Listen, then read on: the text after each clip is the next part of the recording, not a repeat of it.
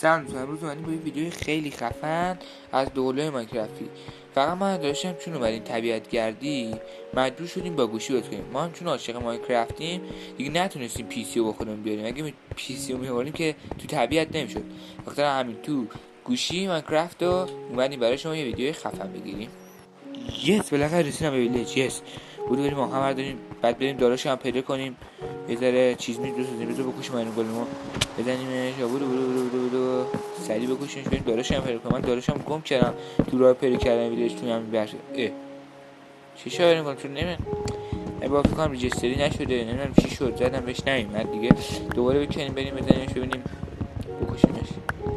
خب یا خودت چیکار میکنه یا الفارس عجیبه، شهر عجیبیه.